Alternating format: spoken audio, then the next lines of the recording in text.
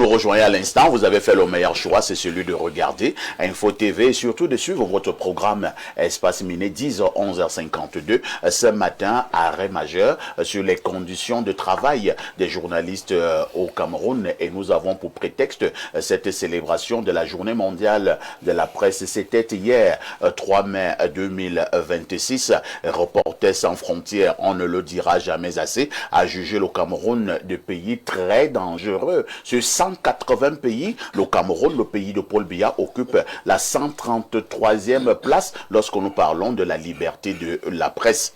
Je posais la question en ouverture à François Mboké, classique maintenant de la presse, y compris Jules Brice et Bernard Owana. Est-ce qu'il faut en rire ou alors il faut en pleurer? Je commence par Jules Brice. Jules Brice, de manière générale, c'est vrai que c'est un exercice colossal. Quel est le regard que vous posez actuellement sur les libertés au Cameroun lorsque nous parlons de la presse? Très bien. Je voudrais, comme tout journaliste, dire que ce classement fait mal.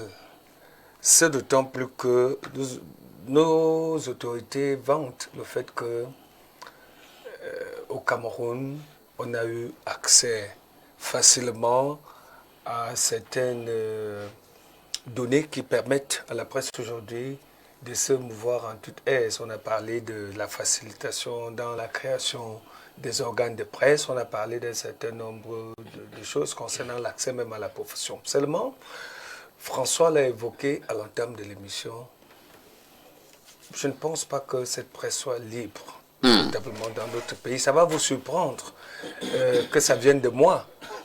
Ça va beaucoup vous surprendre que ça vienne de moi. Cette presse n'est pas libre à plusieurs égards. Tout simplement parce que, je crois que c'est Alain Douk qui l'a dit ici, on a tout fait pour que la situation du journaliste soit celle de monsieur n'importe qui. Donc on a vassalisé le journaliste. Pourtant, le journaliste, on parle, il gère le 4e pouvoir.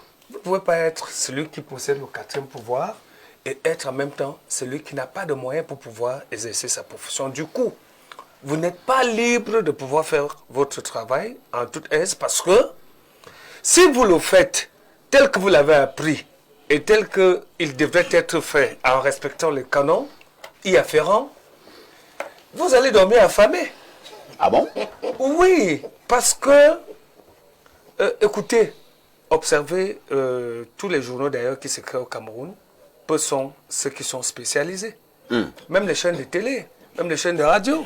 Vous savez qu'ailleurs, les médias sont ceux qui sont spécialisés et même les journalistes se spécialisent en fonction des domaines d'activité. Ça peut être la santé, ça peut être si toi tu te spécialises dans la santé, lorsqu'il y aura un combat en politique, tu fais comment?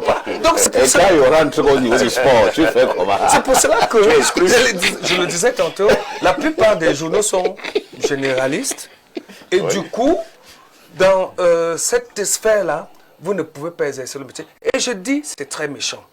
Très méchant, pourquoi? Parce que voyez-vous parfois ici, ceux qui exercent le métier de journaliste au Cameroun, si on les recense, n'atteignent pas 5 000.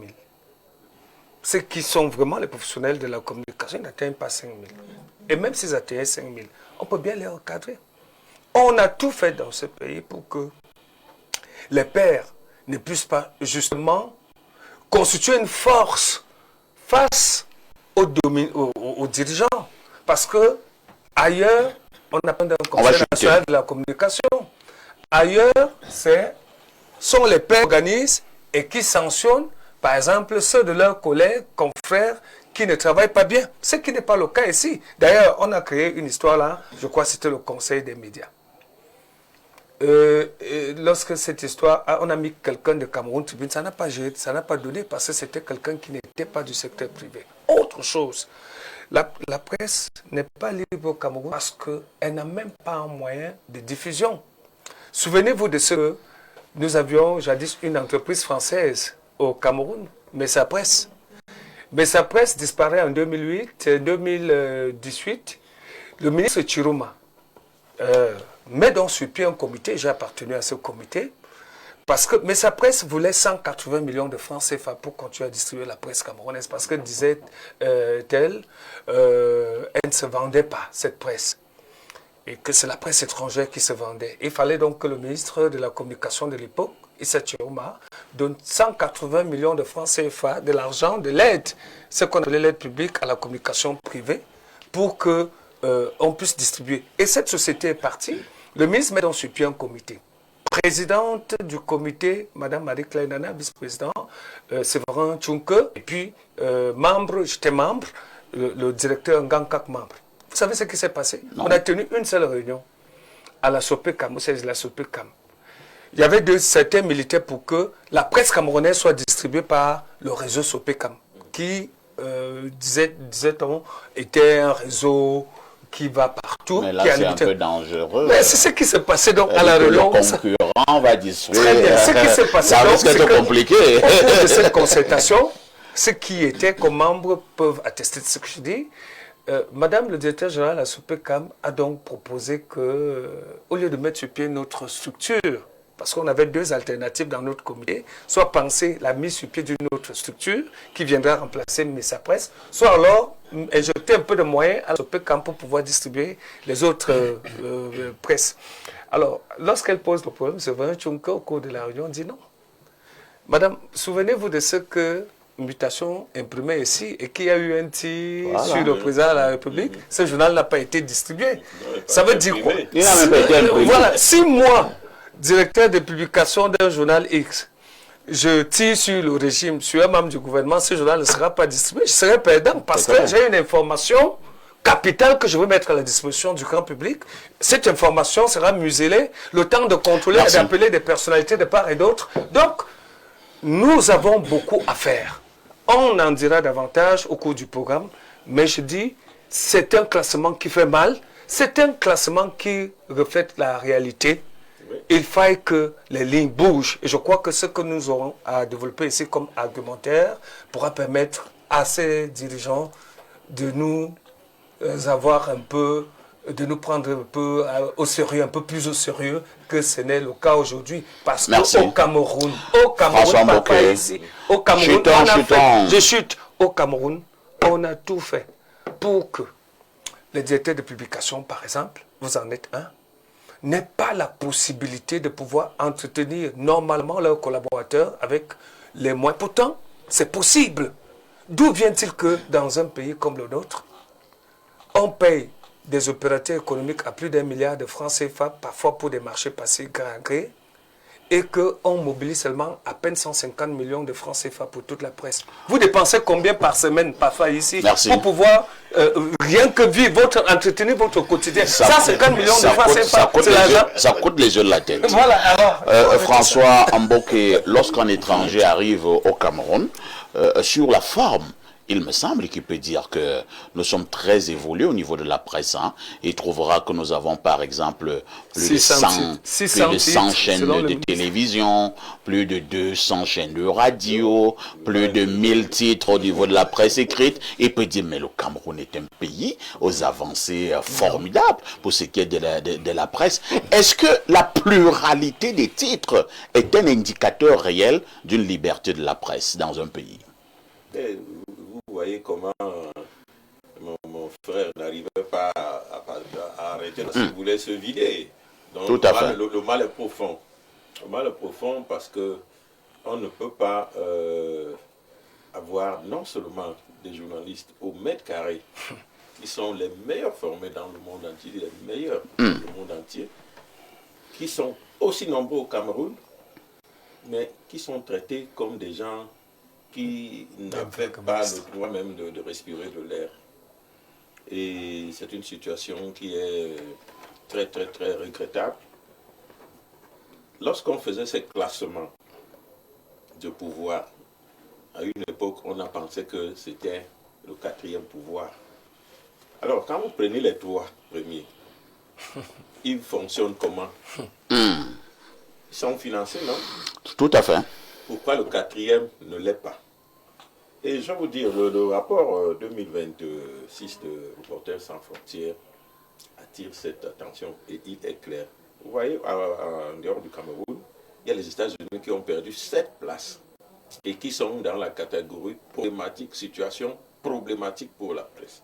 Donc, c'est pour vous dire que c'est le cas du Cameroun. On va dire que oh, le RSF n'aime pas le Cameroun. Non, et il y a 100 questions. RSF parle avec des indicateurs. Oui, lorsque vous regardez... Et elle reçoit régulièrement des rapports. Il y a des Camerounais, ce sont des Camerounais qui notent, je vais vous le dire. Ce sont des Camerounais qui notent sur 100.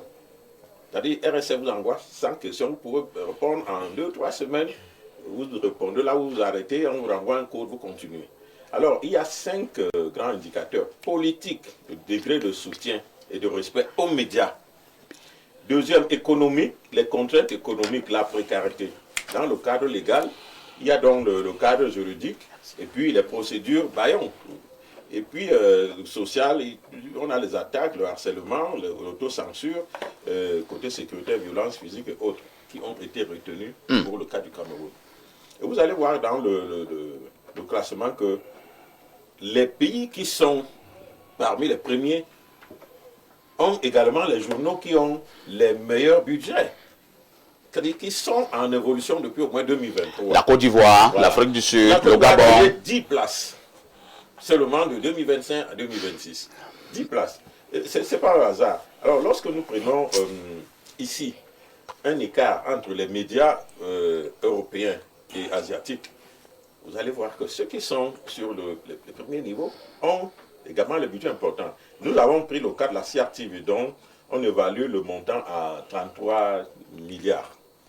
Alors, lorsque nous le prenons, nous le mesurons au budget de la NHK du Japon, qui a 2350 milliards. Ça fait 70 fois le budget de la CRTV. Lorsque nous prenons la BBC au Royaume-Uni, qui fait 4450 milliards, ça fait 134 fois le montant de la CRTV. C'est un organe. Lorsque nous prenons France TV, avec Radio France, nous avons 2750 milliards. Ça fait 83 fois le budget de la CRTV. Cela n'est pas anodin. Le journaliste, avec la charte même, toutes les charges que nous avons au niveau des libertés de la presse, liberté d'expression, son travail doit être fait sans entrave. C'est cela qui fait sa liberté. Mais est-ce que vous pouvez donc exercer sans entrave quand vous exercez dans une situation de précarité? La première indépendance de celui qui doit faire le journalisme, c'est d'être suffisamment assis, d'être assis, être à l'abri de la corruption. Alors, François, puisqu'on parlait de cette indépendance du journaliste au Cameroun, et maintenant vous faites comprendre que ce journaliste vit dans la précarité. J'ai assisté aux derniers états généraux de la communication au Cameroun. On avait donné un certain nombre de recommandations. Et il y a même eu la convention collective des journalistes qui avait été signée. De ce côté, on fait comprendre qu'un journaliste camerounais ne devrait pas avoir moins de 250 000 francs CFA. J'oublie, il y a la carte de la presse, la carte de presse, avec les avantages que cette même carte octroie également, en principe, aux journalistes. Alors, n'avez-vous pas l'impression, François Mbokey, que cela est fait à dessein? L'ordre gouvernant gagne à précariser la presse pour mieux la contrôler. Bien sûr. Vous savez ce que gagne un magistrat quand il sort de l'école? Non. Il est autour de 200 000. Alors, si on pense qu'un journal, reporter, première année, doit gagner 250 000, ça veut dire que ce pays est sérieux. Et qui sait que le journaliste a une fonction importante dans la société. Parce qu'il n'y a pas beaucoup de corps au Cameroun qui gagnent 200 000 en première année lorsqu'ils sont sortis. Alors, pourquoi donc on peut faire cette reconnaissance dans la catégorisation des métiers, mais cela n'est pas suivi de fait sur le terrain? Il y a un problème. Les états généraux, ce n'était pas que les acteurs de la communication. Il y avait tout ce beau monde qui entre dans les décisions. Mais vous avez vu également les états généraux de l'armée en 2021. C'est en 2021, mais ça a suivi des faits. Les états généraux de la police. Vous voyez aujourd'hui les policiers. Ils ont un statut particulier. Voilà, vous voyez aujourd'hui le policier, il est en route, mais il a commencé 2V, il prend ses 6 étoiles là. Ça marche sans problème. Dans l'armée, sans problème. pourquoi au niveau de la presse, on a oublié. Mais je vous dis que... ça fait 14 ans. Ça fait, non, commençons même qu'aujourd'hui. 2012. Les lois sur la communication sociale datent de 36 ans. Avec toutes les 1990. mutations qui ont suivi jusqu'en 2026 aujourd'hui. Nous avons eu les États généraux en 2012. Nous avons eu une rencontre il y a 3 ans, le réseau des patrons de presse qui a fait une commission paritaire avec le ministre de la Communication. On y a travaillé pendant 1 année avec les textes de la loi de 90, les textes des États généraux, et on a pris également quelques 2000, textes la loi de 2000. Oui, et voilà, de la communication audiovisuelle. On va chuter. Donc, on a pris toutes les informations nécessaires dans les autres pays, comme vous voyez le classement, pour voir qu'est-ce qui fait que les autres soient premiers. Donc, on a refait ce travail avec le ministre Sadi qui est là actuellement, depuis 3 ans. Et il y a des propositions concrètes à l'intérieur où le gouvernement peut même ne pas débourser 1 franc. Oui, mais Parce que ces études sont faites où on lui dit, ici, vous pouvez seulement donner l'ordre, un ordre politique qui vient de là. Et puis il y a par exemple des sociétés de téléphonie mobile. Oui, on en a parlé ici, parfait, ici. C'est-à-dire qu'avec le numérique... aussi simple à faire. Combien MTN a-t-il? Il faut seulement l'ordre. Il faut seulement la volonté politique. Oui, il n'y a pas de volonté politique. Bernard Owena, un vieux de la vieille, lorsque nous parlons de la presse au Cameroun, oui. Je ne sais pas pourquoi vous résistez à rester dans cette affaire. Peut-être que vous avez des stratégies. Bon, là n'est pas la question. Alors, Bernard Owena, nous célébrons quand même cette journée dans un contexte où un de nos confrères reste gardé du côté de l'hôpital général, l'hôpital central, Martinez Zogo, qui avait été brutalement assassiné. 3 ans plus tard, on a l'impression que le procès piétine. Dans un contexte comme celui-là, Reporters sans frontières est certainement au courant? Bien sûr, Reporters sans frontières était au Cameroun lors de cet assassinat barbare qui a ôté la vie à Martinez Zogo. Et vous voyez que nous sommes au 32e témoin qui est passé devant la barre. Après 3 ans, ça s'enlise, on ne voit pas clair, parce qu'il y a autour de ce procès des personnalités qui agissent ou qui interviennent à peine visage voilé. Donc, Reporters sans frontières nous dit que le Cameroun est un pays dangereux, très dangereux pour les journalistes. Pourquoi estime que Reporters sans frontières c'est un peu trop? Je vais vous dire quelque chose. Aux États-Unis, parfois ici, ailleurs, vous voyez, chaque matin quand nous venons ici, est-ce que vous savez que les services de renseignement enregistrent ces émissions et les exploitent pour des fins de fiches de renseignement quotidiennes et sans en retour être intellectuellement honnête de féliciter les journalistes que nous sommes. Nous faisons du travail, nous faisons des recherches, nous voulons parler à la télé. Les gens sont dans leur bureau, ils vous enregistrent. Ils exploitent ce que vous dites. Ils font leur note de travail qu'ils envoient à leurs différentes hiérarchies. Et ils ont de nous faisons un travail merveilleux parfois ici. Un travail d'utilité publique dans un pays dangereux où nos téléphones sont épiés, où nos téléphones sont clonés sur écoute au quotidien, minute par minute. Parfois le WhatsApp qui ne passe pas là parce qu'on a cloné. Parfois ici, je vous assure qu'on devrait avoir honte quand on est Camerounais. Vous voyez, lorsque le ministre René Sadi se gargarise que nous avons 600 journaux à papier, nous avons 200 radios urbaines, communautaires et rurales, nous avons 300 supports cybernétiques. C'est des gadgets. C'est pour la propagande. Mais alors, est-ce que ça touche encore quelqu'un dans le monde? Non, tout le monde a déjà... On connaît déjà la vérité, puisque, comme l'ODP le dit là, on vous envoie des questionnaires sans question, vous répondez, et ils exploitent ces réponses-là pour sortir un classement. Nous sommes en danger ici. Vous savez que quand nous prenons même le risque de venir parler ici à la télé, il y a les gens qui nous demandent, mais est-ce que tu veux voir tes enfants grandir? Voilà. Moi, je croise des gens au quotidien, dans des buvettes, à la messe, à la mort qui me regarde avec pitié, me dit, monsieur Owena, vous êtes courageux, hein? Je dis que non, moi je ne suis pas courageux, je ne parle que ce que je peux prouver démontrer, c'est pour ça qu'il faut aussi être professionnel. Bon, nous venons donc ici pour commenter le classement de Reporters sans frontières. Parfois ici, il y a eu quelques avancées pour la liberté de la presse, quelques avancées, mais le problème est au niveau des limites structurelles. Il faut organiser tout ça. Les états généraux dont il était question là, En 92. qu'avons-nous fait des résolutions? 2012. Qu'avons-nous fait de ces résolutions? 2012. Qu'avons-nous fait de ces résolutions? Parfois ici, lorsque vous voyez le ministre de la Communication organiser un événement qui concerne la presse, C'est pour aller manger. on va chercher les gens sur une autre planète, alors que nous qui sommes là, Bernard Ouona, j'ai fait 10 ans au Conseil national de la communication. Je sais comment ça se passe. Le ministre de la Communication ne m'a jamais invité. Je suis directeur de publication depuis 2004. Parfois ici, le ministre de la Communication ne m'a jamais invité. Est-ce que moi je dois me mettre à genoux ou me coucher pour qu'on m'invite? Même lors de ces fameux états généraux Oui. de 2012 de la communication, Oui.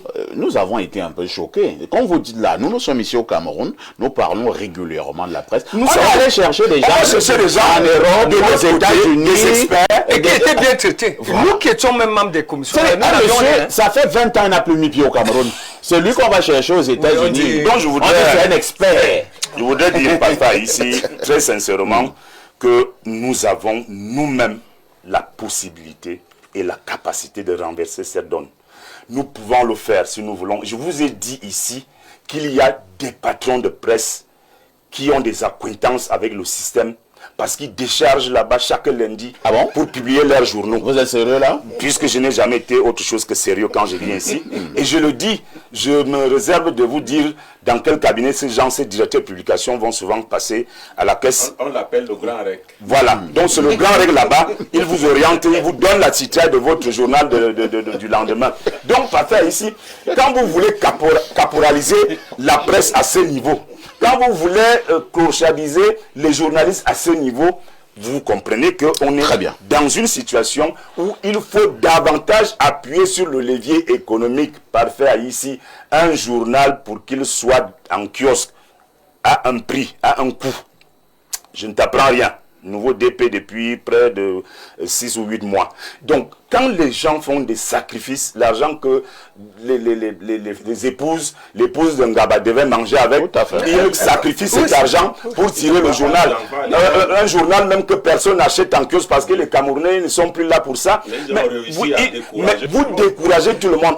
Il parlait de distribution avec Messa Presse. Quand Messa Presse était là, nous, on avait les chiffres, on avait les statistiques qui disaient que ce journal est sérieux parce que quand il laisse 1000 exemplaires, il vend tant, il y a les invendus, il touche tant de vendus. Donc nous avons un problème. Je dis que ce n'est que la presse elle-même qui reviendra prendre ses responsabilités pour faire en sorte que les choses changent. Je chute par quelque chose. Oui, par ici. chutons.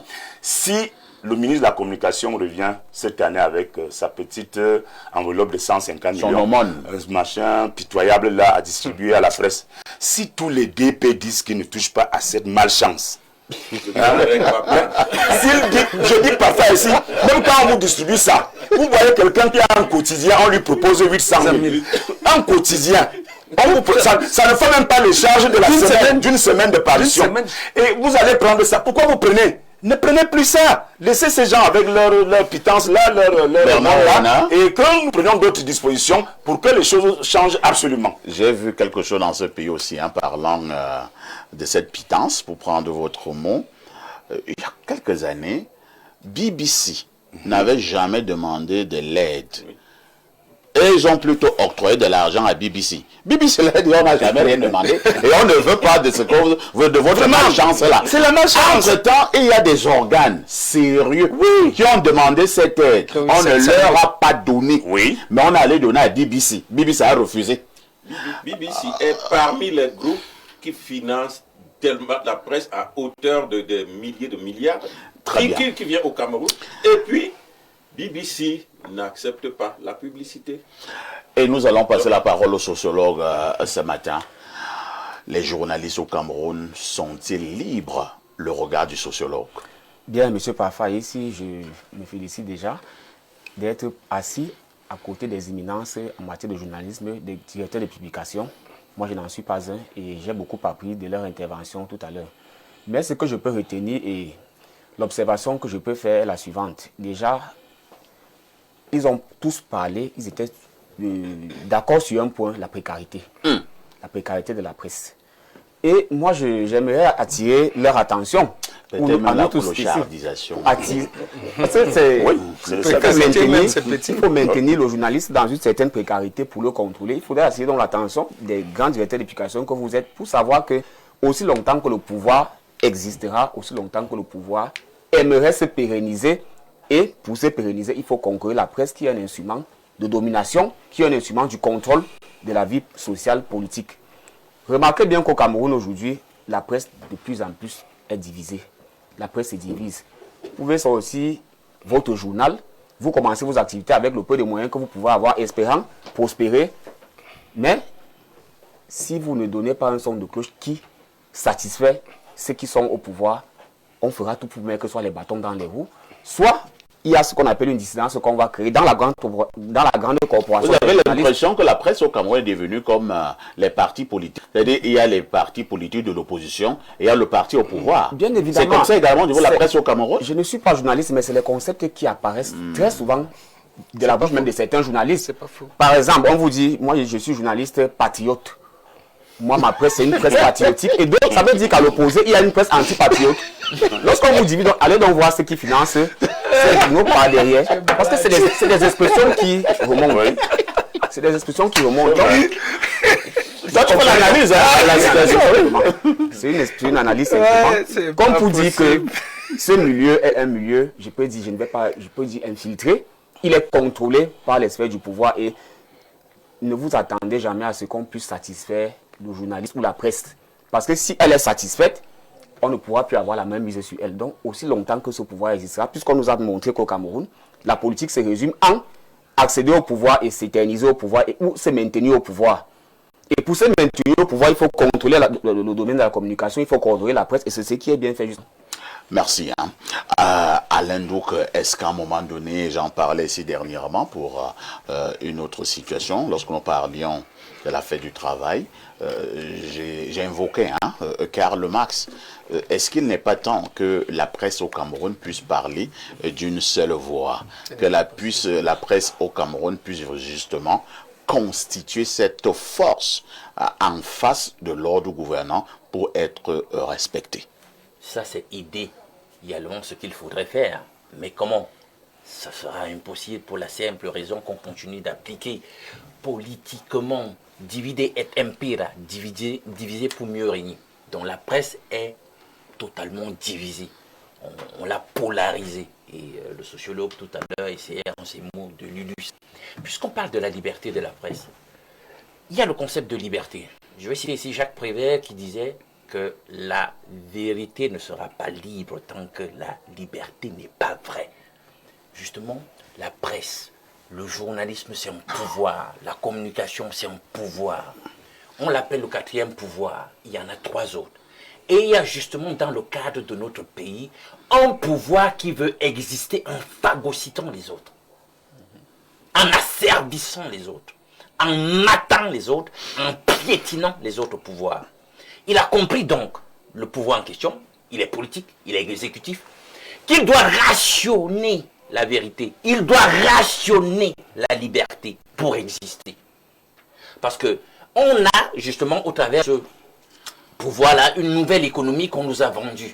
On vous fait croire qu'en réalité c'est la pluralité des partis politiques qui définit la démocratie. Voilà, la démocratie. On vous fait croire que, ben voilà, vous êtes dans une sphère où il suffit d'exister, même si on ne donne pas du contenu à votre existence, pour que ça fasse sens. Et c'est ce que nous sommes là. Et c'est le paradoxe que justement relève Reporters sans frontières. On dit que l'écosystème médiatique camerounais est un des plus dynamiques, riches, mais paradoxalement, un contexte hyper dangereux empêche justement à l'écosystème en question et aux professionnels de cet écosystème de s'épanouir. Alors comment ils l'illustrent? Ils sont allés, ils ont épinglé à nouveau des cas comme celui de la situation que vit Amadou Vamourke. On continue de se poser la question de savoir pourquoi ce journaliste, en dépit de tout ce qu'on a pu sur le plan juridique démontrer qu'il n'est en rien coupable, des charges retenues sont légères. On ne trouve pas matière à comprendre pourquoi il est retenu jusqu'à présent. On constate quand même qu'il est retenu. Et j'utilise ça pour noter. Tout à fait.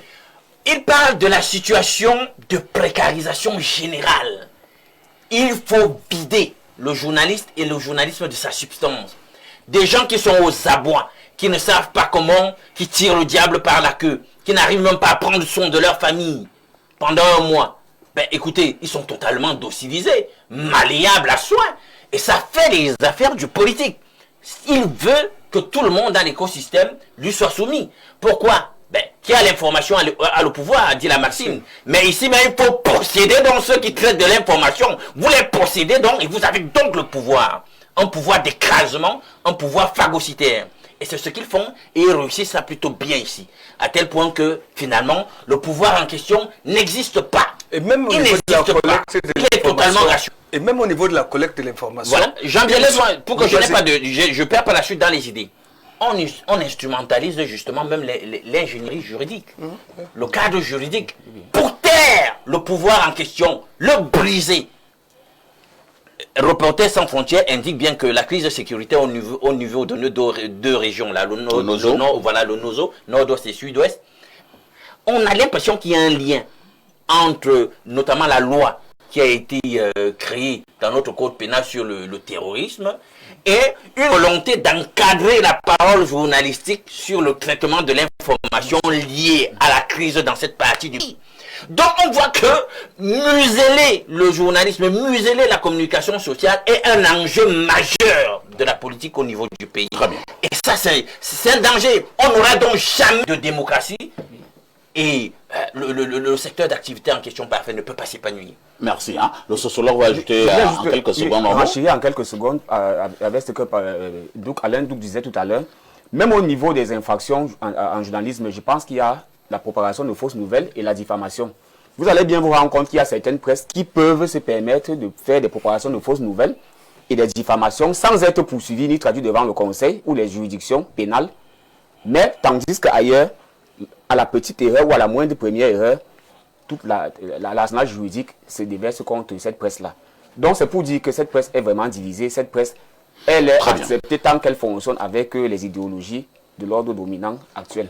Et il faut dire, puisqu'il a évoqué, Reporters sans frontières prescrit aussi une dépénalisation des délits de oui, il faut que les professionnels de la corporation gèrent leurs propres problèmes et trouvent des sanctions appropriées pour leurs pairs. Au lieu de voir cette intrusion permanente du politique pour passer le temps à châtier les professionnels du milieu en question dans le sens de les soumettre à eux. Nous allons encore demander à nos téléspectateurs d'envoyer leur contribution au niveau de la simple messagerie. Nous avons un problème avec WhatsApp. La connexion ne passe pas du tout. Hein, Jules, ça passe chez toi? Ne passe pas, ça ne passe pas du tout. J'ai cru que c'est mon téléphone qui avait un souci, ou alors que les gens ne me regardent plus. Donc, envoyez vos messages au niveau de la simple messagerie. Les journalistes au Cameroun sont déjà des politiciens, des TikTokers, des influenceurs Facebook. Des journalistes aujourd'hui sont déjà des facteurs dans les bars, les porteurs orgueilleux. Ils sont des avocats. Ils n'aident plus personne. Ils ne portent plus aucune parole. Bref, pour moi au Cameroun, le journaliste sert de discrétion aux populations. Un autre message ce matin, nous Camerounais, nous sommes des idiots sans principe et ni valeur. Moi, je ne vais pas quand même insulter les Camerounais comme ça, Mondo Vision. Moi, je suis pas là. Voilà. Actu, pour moi, ce n'est qu'un buzz, parce que chez nous-mêmes, quand le mal est profond, nous savons tourner cela à un sketch censé animer la galerie. Un autre message ce jour, bonjour le panel, c'est très grave même, ici en gros, dans le Mbamekim, les Libanais et qui ont une Syrie, ici en gros, très mal, ils maltraitent très mal les employés et privent les populations du bois, de chauffage et brûlés. Un autre message ce matin, bonjour à votre modeste Bonjour à vous, bonjour au sac de modérateur. J'ai une dénonciation par rapport aux cartes nationales d'identité. Depuis au moins 5 ans aujourd'hui, le Camerounais lambda a eu versé dans les frais de... C'est pas ce que vous écrivez, hein. On va sauter. On prend un autre message là. Bonjour, le meilleur plateau du monde. Quand le groupe La Météo mange seul, sans un téléspectateur, est-ce que c'est bien? Vous n'êtes pas différent de celui qui a eu à bastonner son frère. C'est Ebassa Alain de Pugnala. Monsieur Ebassa, ce n'est pas vrai. Il y avait les téléspectateurs hier du côté du safari. Un message ce matin. Au Cameroun, les journalistes sont des jongleurs. Ils sont du côté où il y a le plus d'argent. D'autres passent même à la télévision, font semblant d'être de l'opposition. Puis, bam, tu le retrouves de l'autre côté. Le journaliste sait qu'il est journaliste. Connaît-il sa valeur? Qui donnera le respect aux journalistes si ce n'est pas les journalistes eux-mêmes? C'est Yves Ediboaloa qui envoie ce message. En 2025, le Sénégal déployait 1,9 milliard de francs CFA via le Fonds d'appui et de développement de la presse, FADP, pour soutenir 164 médias sur 241 dossiers. Je reprends. Hein. Mais cette année, le Sénégal a perdu 31 places pour être classé à la 104e place. Parce que la nouvelle équipe avec la presse, ça ne va pas beaucoup. En 2025, le Sénégal a déployé 1,9 milliard de francs CFA. Pour à peine 200 organes. Via le Fonds d'appui et de développement de la presse pour soutenir 164 médias. Voilà. Au Cameroun, on donne souvent 150 millions pour plus de 1500 médias. Bon, et les 150 millions... Mais vous êtes le continent. Non, et les 150 millions... C'est ça le continent. Enfin, ici, tous les 150 millions ne vont même pas à la presse. Hein. Ah bon? Parce qu'il y a les frais de commission, il a souvent été membre de la commission. Et il y a les régies, les agences conseils. Je crois que l'agent reste souvent dans le cabaton et on se bat avec. François Mboké, que devons-nous faire pour que nous ayons une liberté de la presse au Cameroun? Et parlant de liberté de la presse, il y a un autre aspect des choses qui gêne, l'accès aux sources d'information. Cela reste un véritable souci pour les professionnels de médias. Bien sûr, je pense que premier niveau, on a d'abord fait un constat global. Maintenant, nous rentrons dans le vif du sujet, la liberté elle-même. À ce niveau... on a dit vous ferez un effort d'être précis et concis. Oui, on a dit tout à l'heure que si on considère que les entraves pèsent, les entraves de toutes sortes pèsent sur le journaliste camerounais, il n'est pas libre. Et nous l'avons vu récemment, les cérémonies se tiennent, qui sont publiques. On demande aux journalistes d'aller se faire accréditer. L'organisateur accrédite les journalistes, mais on vous met dans un petit groupe. Ouais. Où vous ne voyez même pas le cœur de l'action. Ouais. Ça, c'est pas la liberté de la presse. Pas du tout. Les pays où on veut faire des choses ainsi, il y a ce qu'on appelle la salle de presse qui a tout le nécessaire. Et vous pouvez même faire le direct, les gens qui ont la télé, vous pouvez même monter les émissions là-dedans. Mais vous avez des écrans et à la fin, des professionnels qui sont... moi, je l'ai vu, hein, François Mboké. Je suis allé couvrir un congrès, un sommet de l'Union africaine du côté du Rwanda.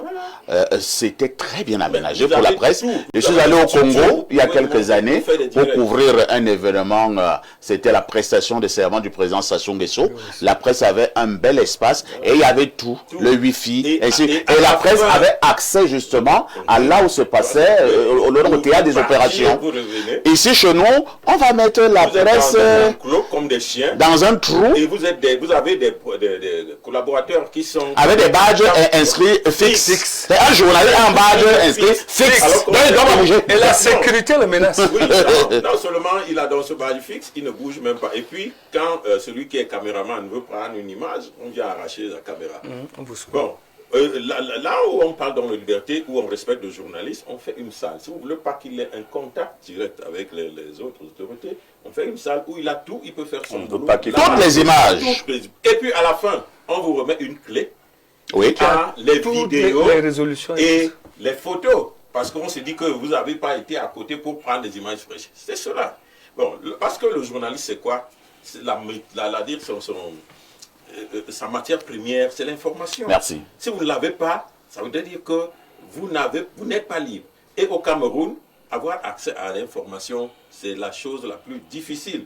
Et lorsque vous passez par tous les moyens et que vous réussissez à l'avoir, aujourd'hui nous avons 5 lois, c'est-à-dire non, pas 5 juridictions qui pèsent sur le journaliste. Ça veut dire que si vous commettez quelque chose, nous sommes en train de parler ici, si je dis que mon frère Ngaba peut-être aller prendre l'argent quelque part, on va dire que c'est la cybercriminalité.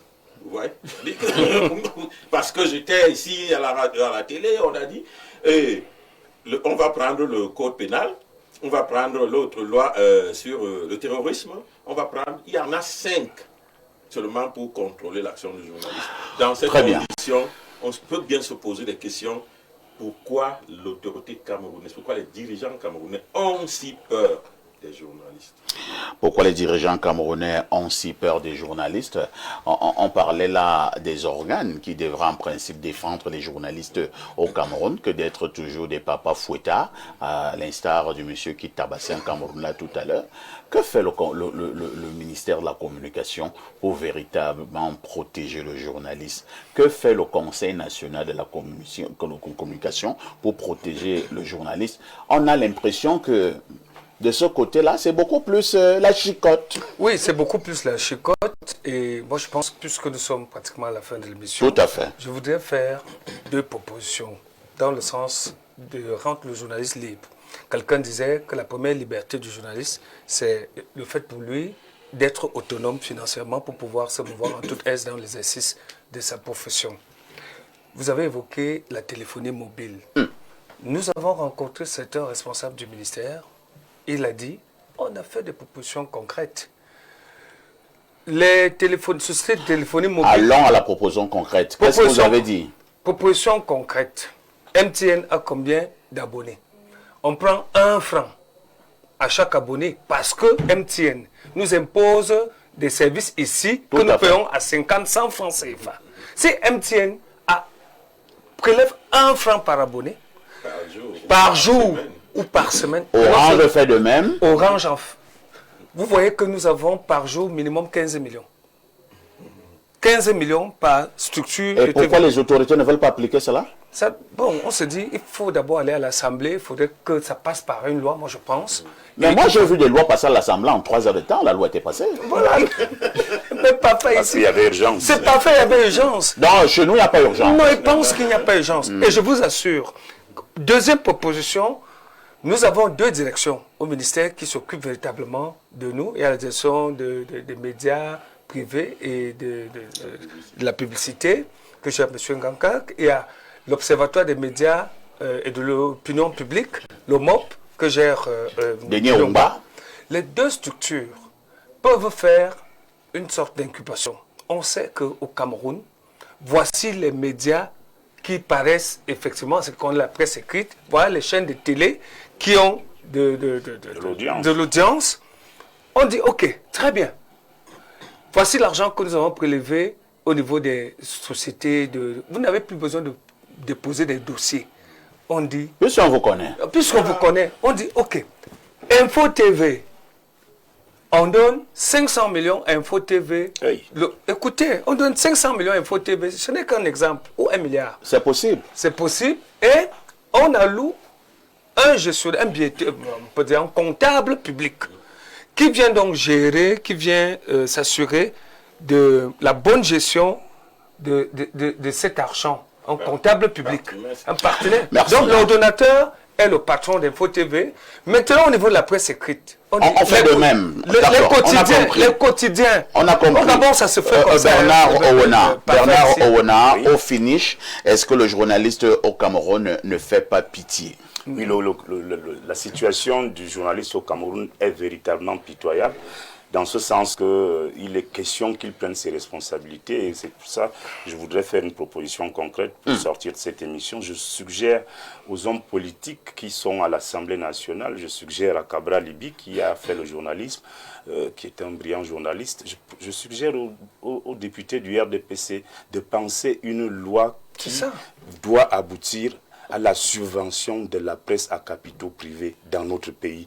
Nous sommes ridicules aux yeux du monde entier parce que lorsque vous faites allusion au Sénégal, vous êtes obligé de pleurer à la télé. Oui, je suis obligé de pleurer. Vous suppliez.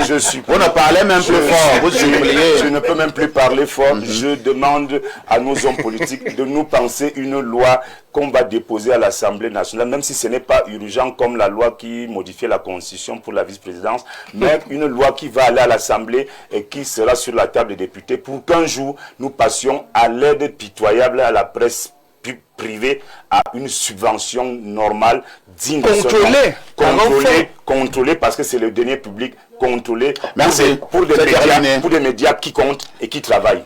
Vous avez compris qu'on n'a pas eu suffisamment de temps pour en parler, mais toujours est-il que dans tous les pays du monde, l'un des premiers indicateurs pour qu'on sache qu'il y a une véritable démocratie, c'est la liberté de la presse.